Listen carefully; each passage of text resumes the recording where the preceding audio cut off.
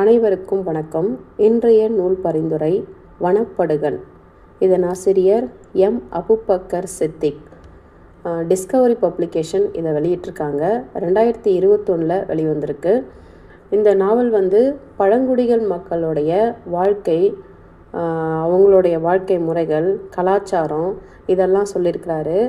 அப்புறம் நாகரிக வளர்ச்சின்ற பேரில் அதிகார வர்க்கம் பழங்குடி மக்களை எப்படிலாம் கஷ்டப்படுத்தி அவங்களுடைய சுதந்திரத்தை எப்படி பறித்தாங்க, இவங்களுடைய சுயநலத்துக்காக அவங்கள அவங்க மேலே பொய் வழக்கு போட்டு அவங்கள அந்த காட்டிலேருந்து வெளியேற்றினாங்கன்றதெல்லாம் அருமையாக சொல்லியிருக்கிறாரு.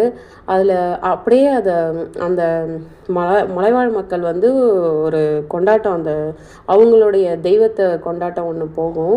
அந்த இடத்துல அவங்க ஒரு பாட்டு ஒன்று கொடுத்துருக்காங்க. அந்த பாட்டும் அதே நேரத்தில் அதிகார வர்க்கம், அதாவது இப்போ காவல்துறைக்கும் அந்த மக்களுக்கும் ஒரு சண்டை நடக்கும். இதை அப்படியே ஒரே நேரத்தில் பேசுவார். அது அப்படியே ஒரு படம் பார்த்த ஒரு உணர்வு நமக்கு வரும். அப்படியே உடம்பெல்லாம் சூடு ஏறிடும். அந்த அளவுக்கு அந்த பாட்டு அதில் வாசிக்க நமக்கு ஒரு என்ன சொல்கிறது, ஒரு வேகம் வரும். அந்த மாதிரி இருந்தது அந்த நாவல் படிக்க. அது இல்லாமல் அவங்களுடைய வாழ்க்கையிலேருந்து அவங்கள வெளியேற்றுறதும், காட்டில் இருக்கிற கனிம வளங்கள், அப்புறம் அவங்களுடைய அங்கே கிடைக்கிற அந்த மரம் அதெல்லாம் எப்படி கொள்ளடிக்கிறாங்க. அது இல்லாமல் அங்கே இருக்கிற ஒரு மக்களுடைய, அதாவது அதிகார வர்க்கத்தோடைய அதிகாரத்தின் கீழ் அவங்கள எப்படி கஷ்டப்படுத்துகிறாங்கன்றதை அவ்வளோ இதுவாக சொல்லியிருக்கிறாரு.